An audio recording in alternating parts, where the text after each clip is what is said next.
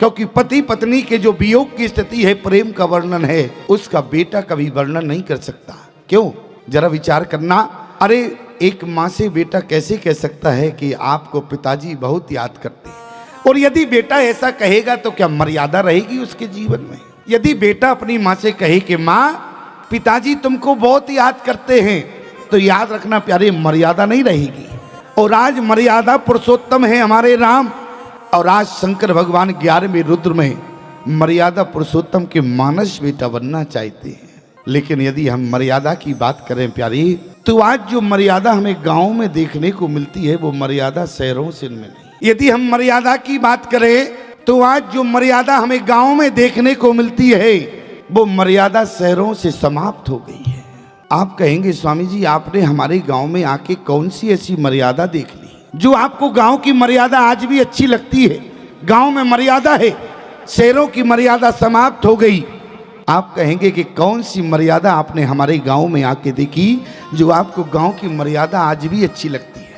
याद रखना प्यारे, अरे हमारी बात तो छोड़ो, स्वयं आप भी जरा विचार करना।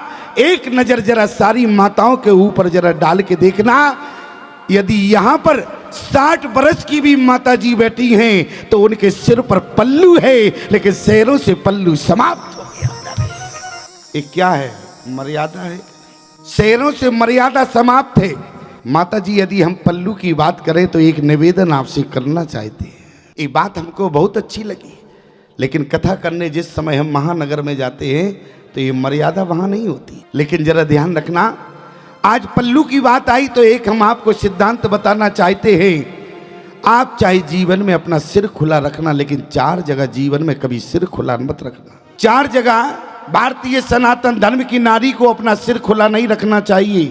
कहाँ? एक तो आप किसी की यहाँ जब मृत्यु हो जाती है तो उस समय जावे तो भारतीय सनातन धर्म की नारी को सिर खोल कर नहीं जाना चाहिए। क्यों?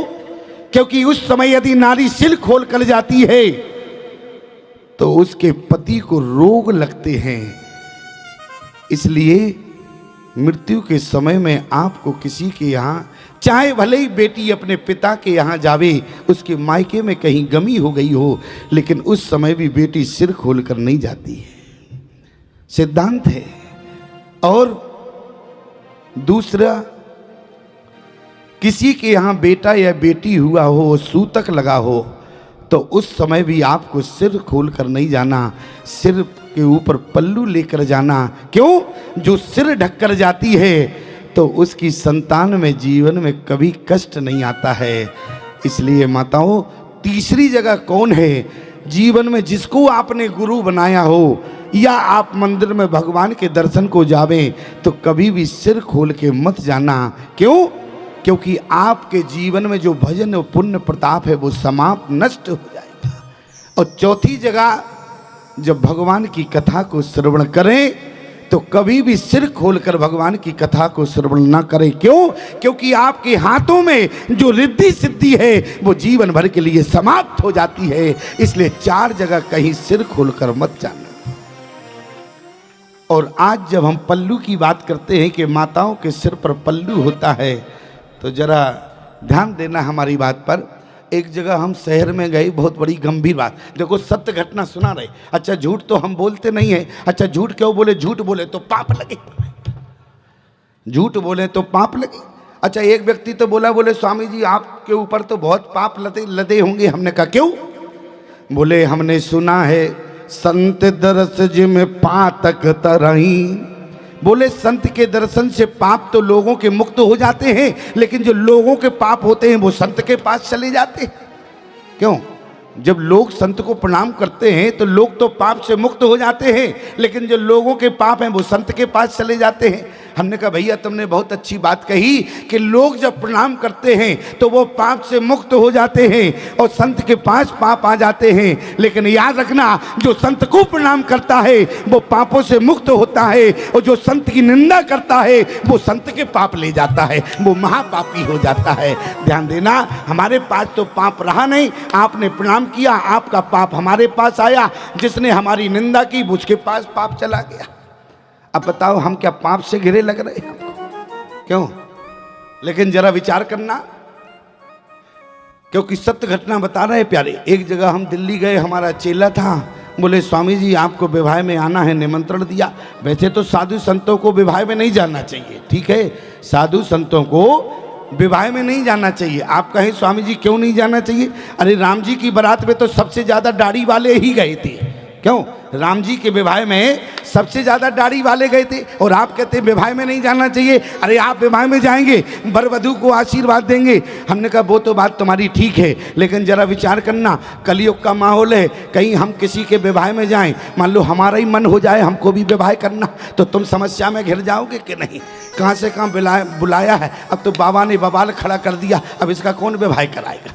मान लो कहीं हम हट पकड़ जाएं तो समस्या में तुम घिरोगे कि नहीं? अच्छा दूसरी बात क्या है, और मानो कहीं हमारा मन ठीक रहे, अब तुम्हारे ही बेटे का मन बिगड़ जाए, हमें तो बाबा होना है, तो तुम क्या करोगे फिर उस समय?